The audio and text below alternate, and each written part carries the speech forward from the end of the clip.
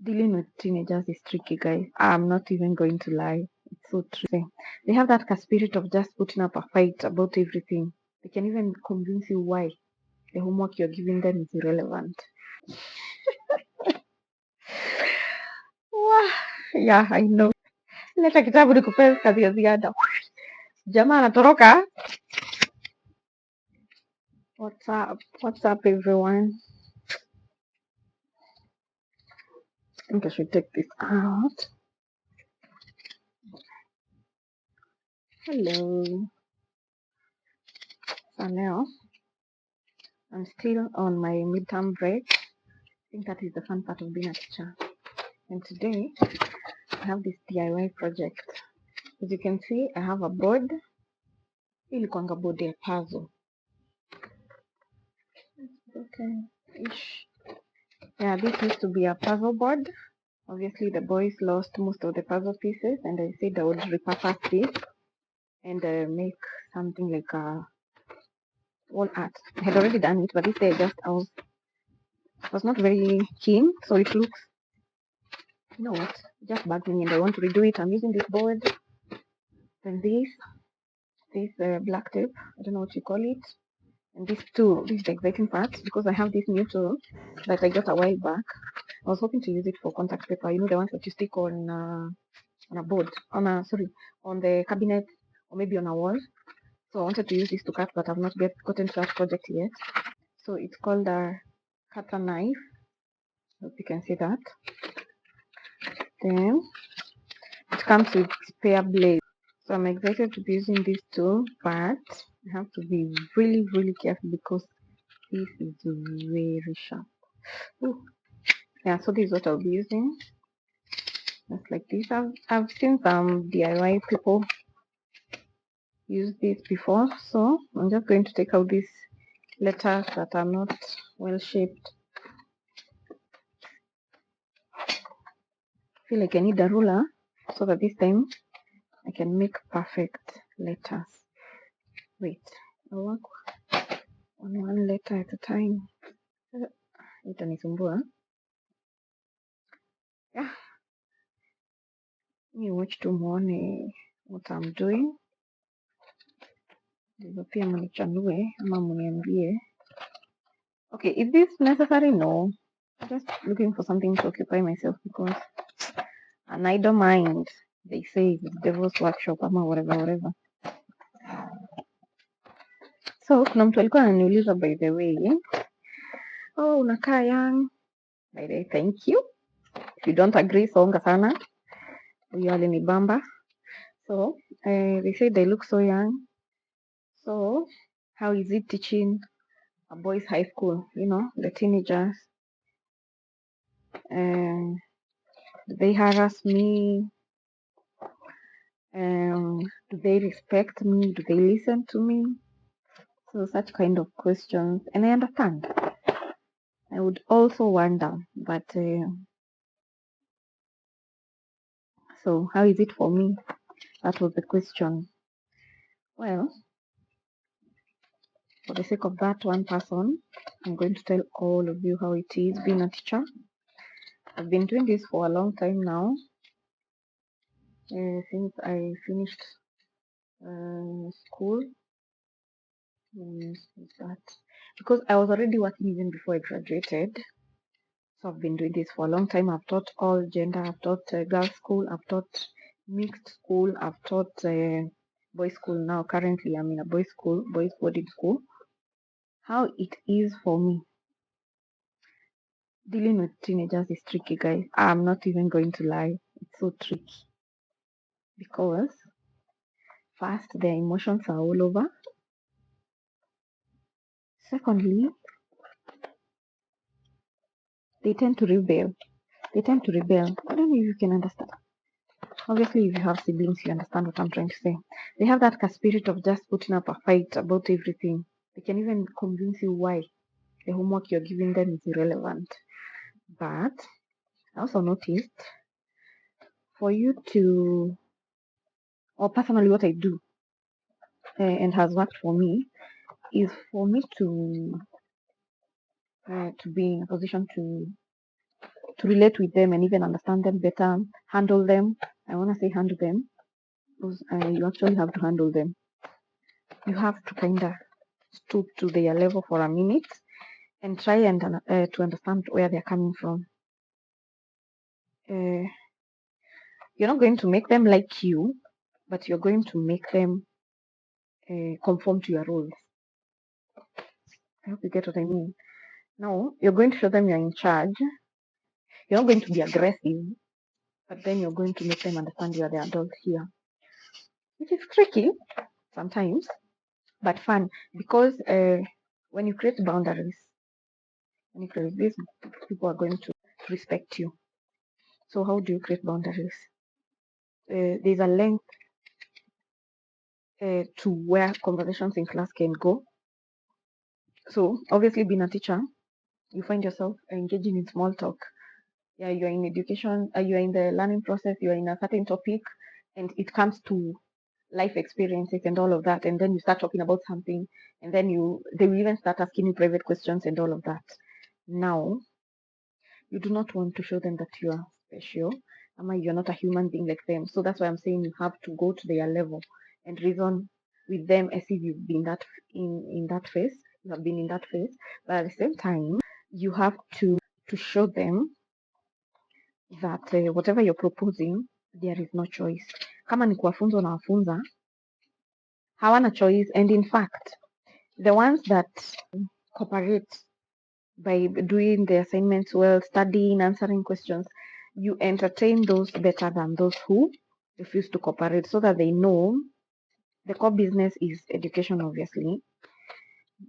Okay, so how I get them to listen to me? I show them I'm a human being. I have my own errors, but at the same time, there are things that are not negotiable in my lesson, especially when I'm on duty. There are things that are non-negotiable. Personally, I'm a very friendly teacher. I'm the friendly kind of teacher. No, everybody has their own personalities. Mine is that I'm friendly. At the same time, they know when I am disappointed. They will even tell each other, "Hey, Leo, Mrs. Kemani, I'm a jam." So they know when I am not in the mood for jokes. They know when they are going to get into trouble. Okay. So just set boundaries, healthy boundaries. So such that you are an approachable teacher, like they can approach you with their issues. This thing is sharp. I almost nicked myself. How did I? Anyway, you're an approachable teacher because at the same time, you want to mentor these kids, you want to guide them, and you want to be there for them in case they have issues, maybe personal issues or things that they are struggling with. But at the same time, you want to be able to get to them such that learning is going to be effective. So it is not easy to answer the question anyway. I don't know why I took a long route to just answer. It is not easy, but how I do it, I set healthy boundaries. So if people are inappropriate, obviously from time to time students will be inappropriate. They can even give you a comment that will be embarrassing. And you know now these teens, they tend to be outspoken. So atakwambia tu kikitu mbele ya wanafunzi wengine. How I deal with that? Naweza mshana hapo hapo, lakini now you know your students na unajua mwenye ukiambianisha pia esteem yake utamuua hapo hapo. So kuna mwingine utaita kando. They'll see you after class and you will tell them, you see now, when they are not together, mtu hujirudia, mtu who come back to their senses and realize, oh, I'm in trouble alone. And maybe akiku embarrass in class, they were trying to impress the other students. Maybe amekwambianisha kitu wewe, ama ameblaba tu kitu. A student will go to the length of telling you, teacher, hiyo simu yako imezeeka. Yeah, I know. But obviously the small stuff you don't let them get to you. You actually make a joke out of it, and now they will just be left maybe feeling embarrassed ama laughing. Pia usikuwe personal. Being a teacher, you cannot be personal. Yeah, if you're personal wanki utakuwa bitter. Obviously you don't bring your issues za nyumbani, you don't bring them to work. Ama your personal issues, basically you don't bring them to work. So if you are mad at home, ukifika shule, you have to You have to be a different person. If you have issues you're dealing with, you cannot bring that to work, because now you start projecting that you will not deal with the students as you're supposed to be. You find that maybe you are irrational or unfair. When I get a new class, what I do is I give them a few roles, and I know that sounds tacky, but trust me, it helps. Naweza kaa mtiaji, lakini acha nikwambie, it helps. One, mimi ninasemanga I'll not remind you to finish assignments. So when I see you're not finishing assignments, I'll assume you have a valid reason which you're going to tell to me. Ama I'll just assume you're rude and disrespectful, because I mean, assignment ni kuevaluate kitu mmesoma hiyo siku. It's meant to evaluate the topic that you have covered. So I tell them, I expect you to finish. I don't even expect to push anyone around. So, and I'll take time before I even check if they have finished. But the day I do, somebody's going to be in trouble. Somebody's going to be in trouble, because I encourage them to be self-driven. And you know what? I have a slogan. Kwanza, if this one works for boys, in a boys' school it works, because I tell them, you act like a man, I will treat you like a man. You act like a child, I will treat you like one. So I don't expect men to be waiting for me to punish them because they have not done what I'm expecting them to do. And it works, guys. It works, because nobody wants to be called irresponsible. Every teenager wants to be treated like a man. So, and treating like a man is you are going to engage in cordial conversation. You're going to be respectful of their opinions. But imagine now there is this one who is not complying with the rules that you have formed. You ignore them, and they will not like that. They feel treated unfairly. They feel, I don't know. It just works. I know. It just works. So, bottom line, we handle. What I've noticed with students is that they don't like people who are too, I want to say, unapproachable. Okay. Yeah, there's some people who are too unapproachable. And this coming from a parent's point of view, there's a certain way I would like my children to be treated in school, whereby basically this teacher becomes sort of a parent when the parent is indisposed. So that is the same way I am with students. I don't know if it's helpful to them or not, but I want them to be in a position to tell me, why are they failing? Why are you failing? Why have you withdrawn? Why has your behavior changed? Why are you constantly being caught in the wrong side of things? etc. etc. No, I've gone through the same system these students have gone through, and sometimes I understand why students would feel treated fairly. In fact, I've seen on some social media platforms where parents and students constantly troll teachers, and sometimes it is our fault as teachers. Sometimes really parents are just being not understanding, because anyway, we are human as teachers as well. Okay. Why am I blabbing? What is my point? My point is, I like this method where a student can just come to me and tell me, I am going through this and this issue. Somebody stole my shopping, and I'm very frustrated because I can't even do this and that. Okay. Now I will not be very dismissive. Nimuulize, unaibiwa ukifanya nini? What were you doing when people are stealing your stuff? Can't you be careful? Okay. And even as a parent, I think those are some of the things we should be learning. Especially African parents, we have a challenge. And we are the products of our own upbringing, because maybe if you're used to being dismissed when you're trying to give your issues, who expects you to become a better person when it's your turn to be a responsible adult? So I don't know if I've managed to be that kind of teacher, but I'm working hard towards that, and I've noticed whatever I do at work, it reflects on how I am at home also with my own kids. The level of understanding I give to those other kids in school is the same one that I will use at home. So yeah, this is just me defending myself for being a soft teacher. Doesn't mean that they don't get into trouble. Oh, trust me, they do. Oh, trust me, they do. They do get into trouble. Kwanza, it's tricky because I'm short. These guys are huge. Now you're trying to apprehend one of them. Come here, wash this. Why are you asking questions? Why didn't you do this? Why were you fighting? Tricky. But point is, you do not want the kids to fear you. You want them to respect you. How do they respect you? Your values, how you carry yourself, and the boundaries you have set.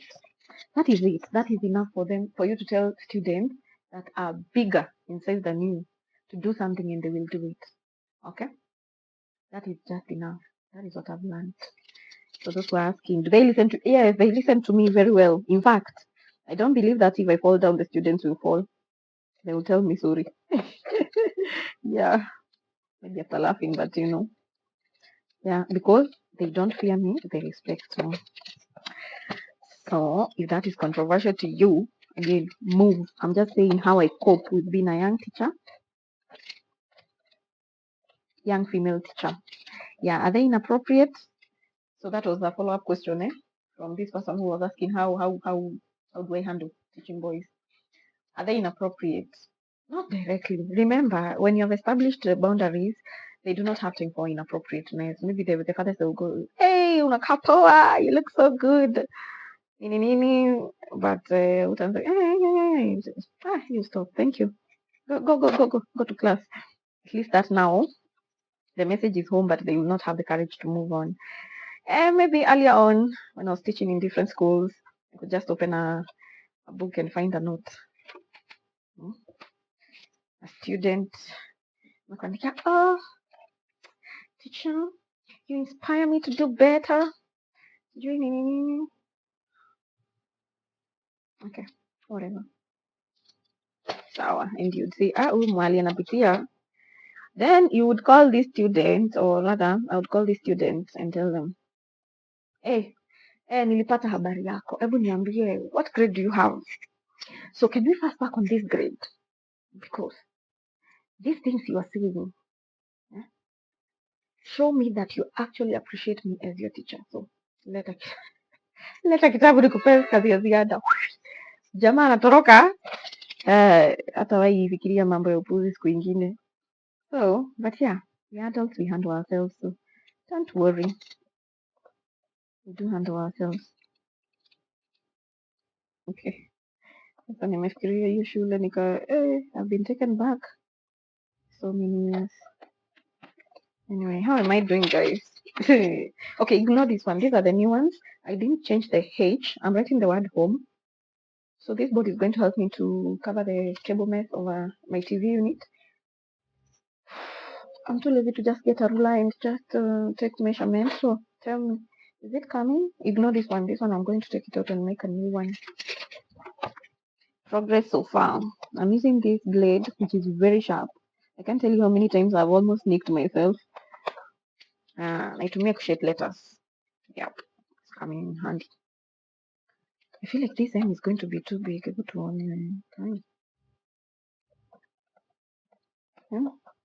you see the other day my dad saying that I'm a jack of all trades?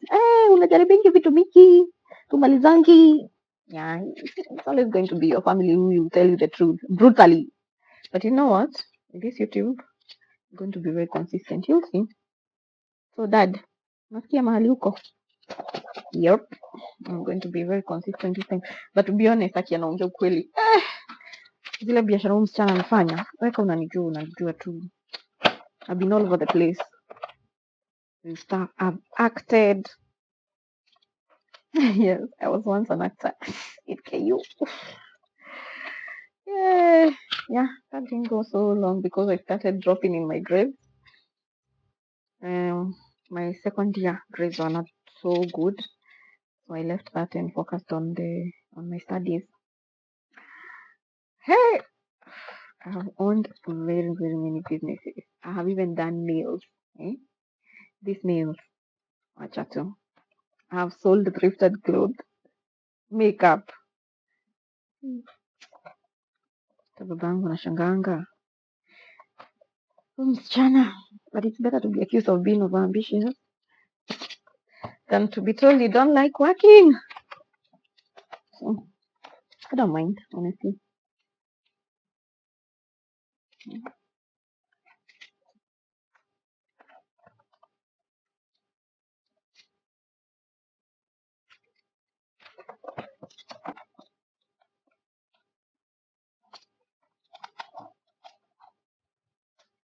And please make sure you watch these videos to the end. I feel like I'm getting better by the day. Truly. Remember my introduction video? I'm camera shy. This is me getting out of my comfort zone. Right now I'm all alone in the house, talking to myself. Very comfortable. Don't even mind. Okay, talking to you guys, but technically talking to myself. I don't mind. And then there was somebody else that asked me, I feel like you're not authentic when you speak in English. Why don't you just be yourself? Hello. Yeah. Naweza ongea Kiswahili lakini it's not everybody that is watching understands Kiswahili. I'm trying to be inclusive because hopefully one day this girl is going to be international. Hello. Ama. Obviously, English is not my first language, but I have to push myself. Why? Because I want to reach as many audience as possible with time, So if they want to backdate my videos and they find that I'm speaking in Kiswahili, they're just going to skip them. So you just have to understand when I'm speaking. I prefer not to speak in my videos, but when I do, at least let me speak something that everyone will understand. Okay? Thank you for understanding. Authentic. Wacha tutajulia mbele. We're going to try to be authentic in this English. Ama? Actually, I'm a teacher of English, so it should not be a very big problem for me to speak. So zoea tu, unajua wewe mwenye ninakwambia, si ndio?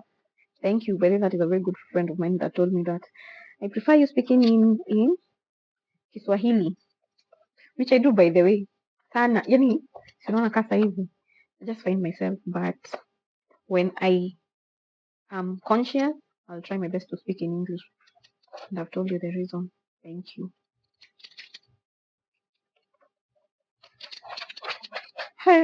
Hii imenyimwa space. Aki sirudi. Hii em iko too much. Ama nirudie. What do you think? Hi. Shafanya aje? Niachie hapo. Okay. Hey. Gai. Hii ni kazi. Hebu tuone. Because this E seems to be very squeezed. Oh, not so funny.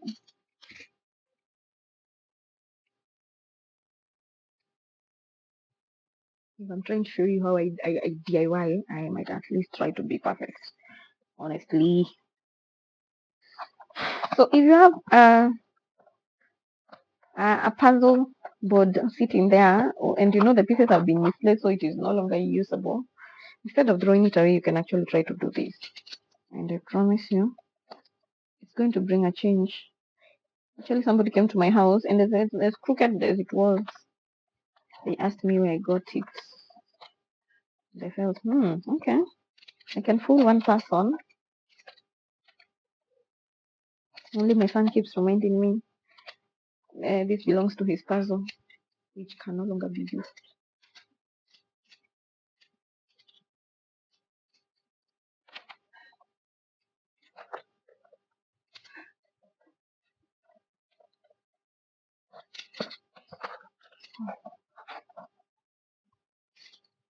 So you can find this cutter at a supermarket. It's very convenient, and you can adjust it as much as you want, but you have to keep it away from children. This is too sharp.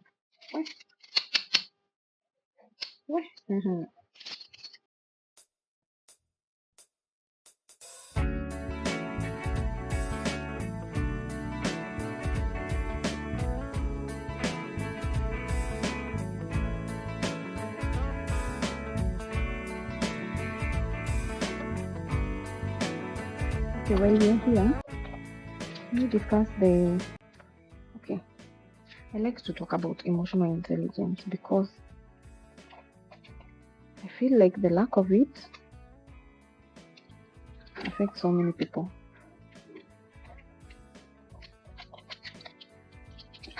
I have a story. So somebody brings food, okay? snack like food, to a group of friends, okay? They didn't ask you to take them. They didn't tell you, eat this. They just said, I have snacks with me here. In case anybody wants, you can take. And then you all take the snacks, okay? And you find that it was not as moist or as tender to your liking. Do you think it is right that somebody just goes straight and says, remember, you're not like close at your friends. You just, ni mtu tu amejitolea amewaletea snacks, akaweka hapo akasema, guys, hapa nilitengeneza snacks, unaweza kula. Haya. It's okay if it's not to your liking. Is it okay for me to just blabber? Niseme, they are not as moist as they are supposed to be. How which is the best way to give that message if you have to? Is it really necessary that you do? And if you do, which is the best way to put it? Because I don't know. Personally, I think I'll just keep quiet. Because this person who is giving you these snacks seems to enjoy them. They seem to be enjoying their cooking. So, how would you feel if somebody just called you out in front of everyone else and told you, they are not as tasty? How would you feel? I don't know. So it didn't happen to me, thank God. But whoever it happened to, I felt, well, I shouldn't have in private. I wish they told them in private because how would you handle that situation? But to me, it was so cringe. And that person just said in front of everyone else. I was like, first, you were offered. Nobody asked you to take this. And maybe this other person didn't take offense and I'm just being all emotional and whatnot. But there's some things that I've learned. But I used to be a very big critic. I never heard anything positive to say about things. It was so rare for me to just say, hey, unakaa vizuri, nini. So luckily I didn't use to comment to just everybody, my friends and family. And it was so unnecessary. Now that I know better, like instead hata kwanza notice mtu ako na new hairstyle, mbona ulishukwa hivyo? Oh Lord. Now that used to be me. Lakini saizi I see that character in people and so embarrassing. So embarrassing, guys. Yeah, thank God nili change. I hope nili change anyway because guy, mbona umevaa hivyo? Ama mtu ameng'ara tu. Hausikii baridi? Okay, I think I still do that one, but from a genuine concern point of view. But I think before that I'll tell you, na hiyo nini nakaa vizuri. Okay? Or maybe I'll just say, na mimi venye nasikia baridi. And you're just okay. Yani I'll put it politely. But now, something else that I like right now, I'd rather not say. Alafu ikisha nitoka na hata mimi sijui mwenye naambia tabaki akifeel aje. Sometimes I just find it just unnecessary. That's what I'm talking about, emotional intelligence. Sometimes, I'm not saying I'm niko na master class or anything, but if something is not really necessary to say, you don't have to say. Ama if you say, maybe if you think whatever you're saying is going to help somebody, maybe like huyo mtu alikuwa anataka kumwambia, next time, maybe if you do this, maybe your snacks will not be as dry or something. Kuna venye tu angemwambia na si lazima angemwambia mbele ya kila mtu.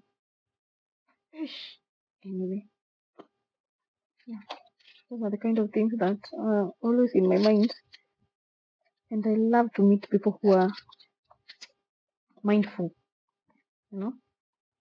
because I feel now these people wako na positive energy. Unaona, mtu mwenye anaku criticize openly, na sisemi ni vibaya ku criticizewa.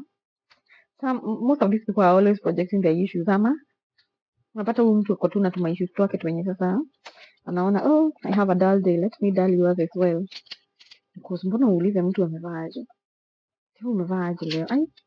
Sasa hiyo ni kumaanisha si hata heri niambie hii nini umevaa leo inakaa too tight ama inakaa imefade ama hii nini umevaa try kuipiga pasi, lakini kuuliza mtu leo umevaa aje na hey, we hata mjali huko outside. Anyway, luckily such things no longer bother me. Part of also being emotionally intelligent, yes, I am saying I try my best to be mindful. So part of it is that you also understand these people who are not mindful. You try and understand where they're coming from. Okay? Na sisemi tu at emotional intelligence only involves words. Kuna vitu mingi. Guys, this is what I've come up with. And I'm not even willing to make it. Okay, this is the ama. Let me see. Yeah, the M is a bit off, lakini this is better than what I had before. And thanks to this knife, which you'll be seeing me using because I want to laminate my cabinet. So when I'm doing that, I will invite you to see that. I hope I'll remember. Sometimes I'm so excited for a project that I even forget. Kama sahivi, tell me how I have gone through 9 years while crocheting and did not even think of filming. I only did a short video that I posted on TikTok a while back, very short, when I was beginning. This is what I've created, and it's what? It's to cover these cables. So unaona, I know nazaita the cable guy. You see this cable mess. Nazaita mtu fundi akuje aniweke cable cover something. Kuna hiyo pipe fulani wanaikanga. But shida ni I still have a lot of work to do with this wall. As you can see here, tulikuwa tumeweka ka frame came off with the paint. Was it a frame or maniki to something? So it came off with the paint, so with time we need to repaint this wall before we can do anything that seems a bit permanentish.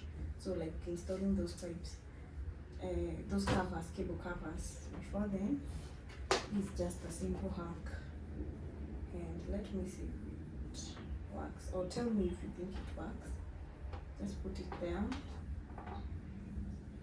Alternatively, I can put it here.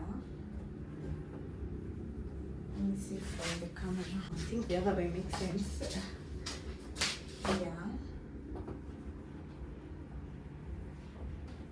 Okay. Let me see. I like it there. So I'll leave that there.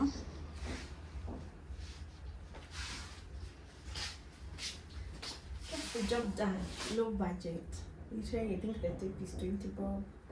You really do not need the cutter. You can just use a wembe on this.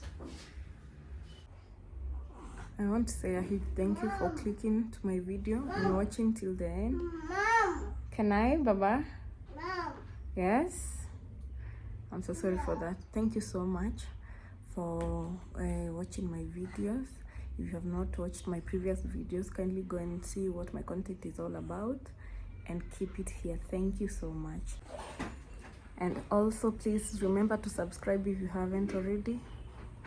Thank you.